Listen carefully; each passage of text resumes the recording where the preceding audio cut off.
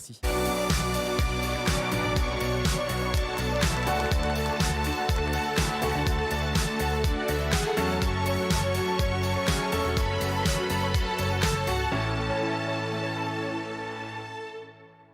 Et donc, on accueille maintenant Marc-Henri Frouin, fondateur CEO de Nirio. Bonjour. Bonjour. Bienvenue. Et Gaëtan Sévrac, cofondateur de Naio Technologies. Bonjour. Et on va donc parler, je l'ai dit, robotique ensemble. Bon, on le voit effectivement à l'image. Gaëtan, Naio Technologies, c'est 80 salariés, une présence à l'international. Vous êtes spécialisé dans les solutions innovantes pour automatiser, c'est ça, les tâches pénibles, répétitives pour les agriculteurs ? Tout à fait. Donc concrètement, des robots autonomes pour l'agriculture qui font des tâches comme par exemple, donc pénibles répétitives, comme par exemple le désherbage mécanique pour pouvoir diminuer ou remplacer complètement le désherbage chimique. Alors c'était quand le lancement de Naio ? Naio a démarré l'idée en 2010 et la création officielle de l'entreprise en 2011. Et l'objectif était de répondre à quels enjeux au moment où vous avez lancé ? Alors au tout moment de l'idée, on est parti sur la récolte des asperges. Pour l'anecdote, c'est suite à une visite à Pontonc sur l'Adour tous les 1er mai. Si vous voulez voir la fête de l'asperge, il y a une omelette géante, je vous le recommande. Ça vaut le déplacement. Et bref, il y avait des agriculteurs qui faisaient visiter leur exploitation et un des agriculteurs a amorcé la discussion d'une manière agréable en disant de toute façon maintenant les jeunes c'est tous des feignants, ils veulent plus travailler. Donc ça, je me sentais jeune à l'époque, ça va mieux maintenant, mais donc ça a amorcé la discussion. Et suite à ça, donc on s'est dit est-ce qu'on ne peut pas faire des robots pour des tâches pénibles comme la récolte d'asperges ? Pour plein de raisons techniques et économiques, on n'est pas parti sur l'asperge d'abord, on est parti sur le désherbage mécanique en maraîchage. Ça semblait plus simple, ça semblait plus grand comme marché, mais ça a été la genèse de l'entreprise. Donc désherber pour les maraîchers diversifiés. Et ensuite, petit à petit, année après année, on a rajouté des robots à la gamme, du petit maraîchage jusqu'aux légumes de plein champ, légumes industrie, et maintenant la vigne aussi. Toujours pareil pour automatiser des tâches comme le désherbage mécanique. Et de ton côté, Marc-Henri, l'idée de Nirio, c'est de démocratiser l'usage des bras robotiques, c'est ça ? On en voit un là. Oui, tout à fait. Donc, je suis content d'avoir pu ramener Net 2, qui est du coup un bras robotisé compact, comme on le voit ici. C'est un bras robotisé 6 axes. Et aujourd'hui, on est une quarantaine de collaborateurs. On vient d'annoncer notre levée de fonds de 10 millions d'euros aussi. Okay. Donc, on est très content de ça. Et on démocratise effectivement la robotique avec un robot qui est facile à prendre en main, qui est accessible en termes de prix et du coup facile aussi à programmer. Et c'est ça toute la force de Nirio. J'ai la même question, finalement, c'est pour répondre au moment où vous avez lancé cette idée, c'était pour répondre à quels enjeux ? Il y avait un vide finalement dans sur ce type de produit ? Oui, alors moi du coup le démarrage c'est en tant qu'étudiant en master en robotique, très frustré de ne pas pouvoir apprendre et travailler sur des robots qui sont plus accessibles. Les bras robotisés industriels, c'est des systèmes qui sont chers, qui sont complexes, qui sont souvent grillagés parce que dangereux. Et donc l'esprit de Nirio, c'était de sortir un premier robot pour le mettre dans les mains des étudiants, pour le mettre dans mes mains en fait en tant qu'étudiant au démarrage. Et donc c'est ça qui m'a permis de démarrer. Et aujourd'hui on adresse un marché beaucoup plus large parce que en fait, beaucoup de professionnels viennent nous voir en disant votre proposition de valeur d'accessibilité robotique me plaît et donc est-ce que vous auriez des solutions pour moi pour automatiser un geste métier dans une PME industrielle, dans un laboratoire pharma, etc. C'était ma question effectivement suivante. Net 2, il fait quoi et il s'adresse à qui ? Donc Net 2, c'est un bras robotisé et même un bras robotisé collaboratif. Vous pouvez simplement le prendre à la main comme ça, lui donner des positions de passage et le robot va enregistrer automatiquement la séquence qu'on lui a donnée. Donc en termes de programmation, il n'y a rien de plus facile, c'est très très visuel. Et donc grâce à ça, on peut lui donner des ordres pour effectivement prendre des éprouvettes, les mettre dans une machine de test, pour prendre un textile, le mettre dans une machine à coudre, etc. Avec du coup une facilité qui permet à un opérateur, à un technicien qui n'est pas formé à la robotique, de déployer un programme à travers notre robot. Gaëtan, juste avant on parlait d'IA et on parlait qu'effectivement il y avait tout un travail pour convaincre sur ce sujet. Dans votre domaine à tous les deux et dans le tien en particulier, en tout cas je me pose cette question, auprès des agriculteurs et au moment où vous avez lancé le projet, il a fallu expliquer qu'il fallait amener de la robotique, ça fait un petit peu peur parfois, parce qu'on s'imagine passer plus de robots, moins d'humains. Est-ce qu'il y a encore besoin de convaincre aujourd'hui et quel était le message à l'époque quand tu as commercialisé ? Il y a deux niveaux de réponse. Le premier, c'est par rapport aux clients qui sont des professionnels, des entrepreneurs, des agriculteurs. Eux, ils ont une approche rentabilité, contrainte opérationnelle. L'anecdote de Pontonc-sur-la-Douce, de la fête de l'asperge, ça fait sourire, mais le besoin de dire j'arrive pas à retrouver des gens pour travailler, il est réel. Donc les agriculteurs ont besoin de main-d'œuvre, il y a des pénuries de main-d'œuvre, c'est des tâches très pénibles, très répétitives, mal payées.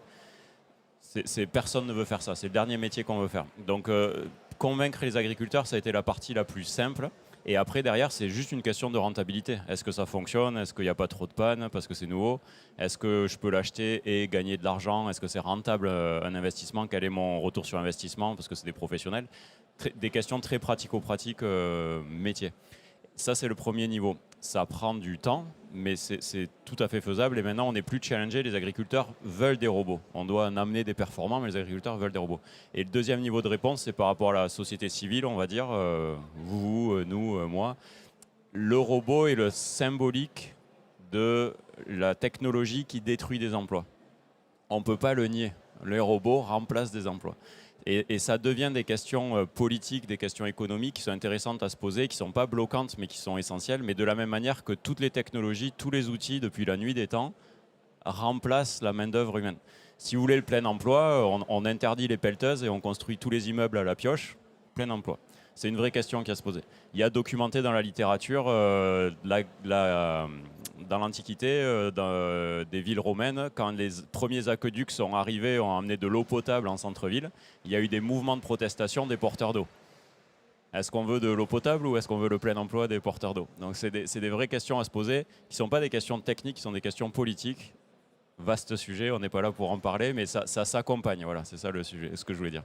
Est-ce que toi, de ton côté, il y a besoin de convaincre ou finalement, de toute façon, il y a un besoin en tout cas fort et on vient à vous? Oui, donc on vient à nous et donc je suis assez aligné avec ce que vient d'évoquer Gaëtan, donc sur un autre marché, hein, mais qui est celui qui a une pénurie de main-d'œuvre de manière généralisée et qu'il y a vraiment un besoin de toute façon aussi. Et politiquement, on travaille sur un sujet de réindustrialisation, d'indépendance française, d'indépendance européenne. Et donc, de toute façon, il faut ramener aussi des centres de fabrication proches de nous. Et nous, on croit beaucoup à la résilience industrielle, c'est-à-dire des usines qui sont capables de s'adapter dans le temps et d'évoluer en fait leur process de manière très agile et très réactive pour s'adapter à leur marché en fait.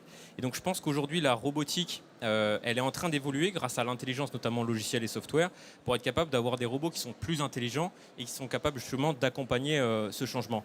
Donc oui, voilà, donc je suis assez aligné avec ça.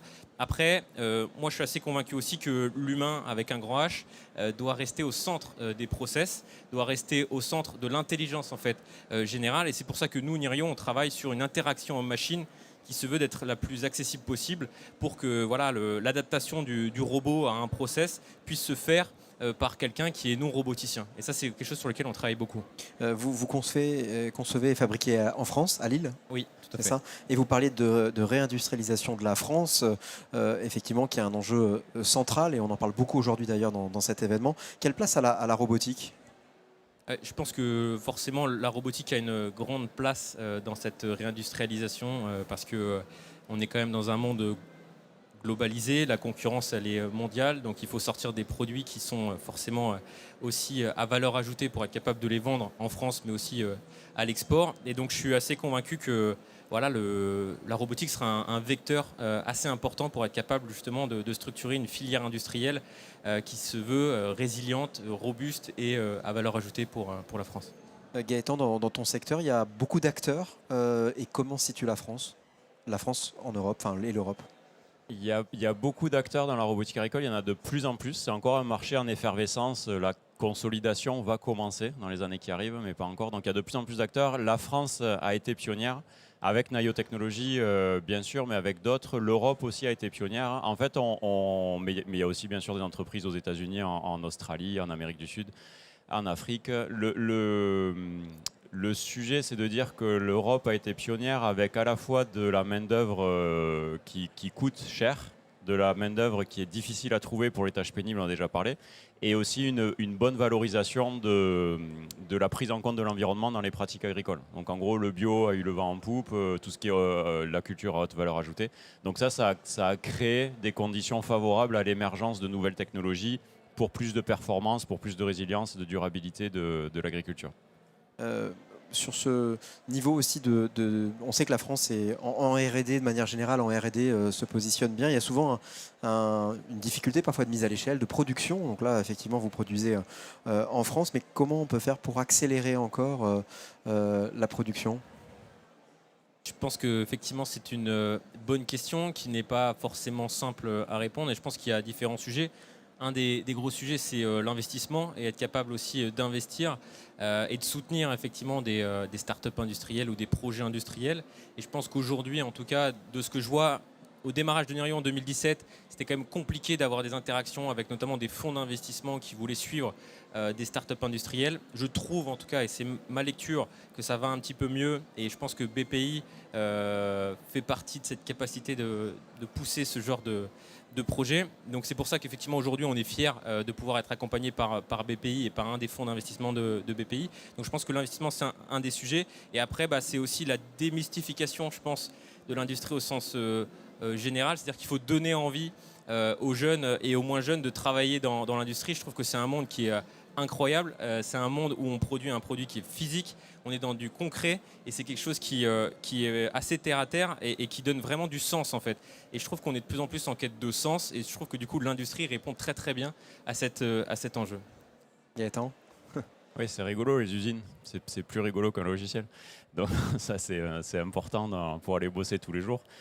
Et après, pour répondre à la question de quoi est-ce qu'on a besoin, on a besoin d'argent. Je pense que c'est un des enjeux de passage à l'échelle. Donc pour la partie R&D, développement, on a pas mal effectivement de qualité, d'expérience, d'écosystème en France. Et pour essayer de ne pas se faire voler la vedette par les États-Unis ou par l'Asie, des pays où il y a des cultures de très gros investissements, il faut arriver à suivre parce qu'une fois que le stade de l'innovation est passé, sur la phase juste de développement, c'est une question de guerre de puissance de feu et d'efficacité opérationnelle, d'exécution. Et donc là, à un moment, il y a aussi besoin d'argent. C'est pas pour dire que juste avec de l'argent on fait tout, mais c'est pour dire qu'il y a aussi besoin d'argent de manière significative. Et donc c'est très bien que BPI soutienne et puisse continuer à soutenir de manière importante. Mais il faut aussi qu'on arrive à trouver des relais d'investissement privé qui soient intéressés à investir de manière élevée, tout en acceptant un certain niveau de risque. C'est ce qui est nouveau dans ces phases, on va dire, d'industrialisation et en même temps d'innovation. C'est pas juste construire une autre usine qui faisait déjà la même chose à côté, c'est vraiment à la fois des gros investissements industriels et en même temps continuer à prendre du risque pour du développement futur. Tu disais à l'instant, c'est sympa l'industrie. Est-ce qu'on sent qu'il y a un regain d'intérêt aussi de la nouvelle génération pour l'industrie ? Je vais parler là de recrutement notamment. Et est-ce que l'un et l'autre, vous confirmez ce que je vous dis là ? Et est-ce que Gaëtan, chez vous, en tout cas en termes de recrutement, est-ce que ça se passe bien ? Est-ce que vous arrivez à recruter ? Alors, deux questions. Oui, pardon. À Nayo, ça va, ça se passe plutôt bien. On est implanté à Toulouse, c'est un gros bassin de population, un gros bassin industriel. On arrive à recruter. C'est pas en claquant des doigts, on arrive à recruter. C'est plus difficile à d'autres endroits. Est-ce que l'industrie, ça attire les jeunes et les gens d'une manière générale ? Je pense que l'industrie à l'ancienne, entre guillemets, je ne suis pas sûr. Vous pouvez regarder, il y a énormément de postes à pourvoir pour être soudeur ou pour plier des tôles. C'est quand même assez difficile. Ce qui intéresse beaucoup de plus en plus, c'est vraiment tout ce qui est nouvelles technologies, un nouveau métier. Et c'est là où, pour moi, l'industrie va se renouveler en France, en Europe, si elle arrive à montrer justement que ce n'est pas juste souder, plier du métal et avoir des grosses presses, mais que pour fabriquer un produit, il y a plein d'étapes, il y a plein de valeurs ajoutées, il y a plein de différents métiers, il y a plein d'évolutions de carrière qui sont intéressantes. Et donc je pense que ce qu'a été dans les années précédentes un fleuron de l'industrie en Europe, en France, l'aéronautique par exemple, ça a été un exemple, on était fiers de dire je bosse dans l'aéronautique. Je pense qu'il faut arriver à faire pareil dans d'autres filières industrielles et de montrer justement que ce n'est pas juste du métal, c'est les métiers sont intéressants, sont variés et la finalité est intéressante et variée et c'est ce qui est en train d'arriver. Je suis plutôt confiant. Marc-Henri, sur cette question alors il y avait deux doubles questions effectivement, le recrutement et puis l'attrait en tout cas pour l'industrie. La nouvelle. Oui, donc effectivement, pour Nirio, le recrutement, ça va, mais typiquement là, avec la levée de fonds qu'on vient de faire, on a 20 postes à pourvoir et il faut être capable de les staffer vite et avec une certaine ambition aussi de profils qui doivent être passionnés par l'histoire de Nirio. Et donc, de manière générale, en fait, je rejoins encore une fois assez ce que Gaëtan disait, mais je pense qu'il faut redorer un peu le blason de l'industrie. Et moi, c'était vraiment une de mes volontés, c'est-à-dire qu'avec un robot qui est sympa à utiliser, etc., une tâche qui peut être un peu pénible, je trouve qu'elle est revalorisée parce qu'on devient en fait l'acteur du robot. C'est lui qui va faire la tâche pénible. Par contre, nous, on évolue sur une tâche qui est à plus haute valeur ajoutée, de s'assurer que le process marche bien et d'éventuellement aider le process quand ça marche moins bien. Et donc, je pense qu'il y a un vrai travail de fond à faire là-dessus. Et je pense qu'effectivement, il faut revaloriser le travail du manuel. C'est des choses sur lesquelles je crois beaucoup. Et il faut donner envie à des profils qui font des études aussi d'écoles de commerce, d'écoles d'ingénieurs, d'aller travailler dans l'industrie et dans des boîtes comme celle de Nayo ou comme celle de Nirio. Pensez quoi les objectifs pour les prochains mois, tous les deux, Gaëtan? Conquérir le monde, comme toujours, donc plus manière pragmatique, développer les ventes. Je pense encore une fois, derrière Nayo, les précédentes années, on a beaucoup fait de développement, d'innovation, et maintenant on doit justement quitter ce monde de la start-up, de l'innovation, et rentrer dans le monde industriel, donc fabriquer, vendre et faire du développement commercial, capitaliser sur ce qui existe. C'est une très bonne nouvelle. C'est un métier complètement différent, et c'est une très bonne nouvelle. Et de ton côté? Donc nous, nos objectifs, de la même manière, on va dire conquérir le monde, mais à travers ça, en fait, concrètement, l'idée là, c'est de passer de 600 robots en termes de production à 4000. Donc il y a un vrai outil industriel effectivement à développer. Il faut également développer les ventes, donc accélérer sur nos réseaux de distribution, accélérer sur les budgets marketing et sales. Et le troisième sujet, c'est bien sûr d'investir en R&D pour passer d'un robot à une gamme de robots. Et donc tout ça, on le redit, mais c'est à travers effectivement le recrutement de talent. Donc j'ouvre aussi la porte à ceux qui nous écoutent. Pour rejoindre l'aventure Nirio, c'est le bon moment. Merci beaucoup, merci à tous les deux, merci Gaëtan, merci, Marc-Henri pour cette présentation. On va maintenant parler de seconde main dans le milieu de la mode.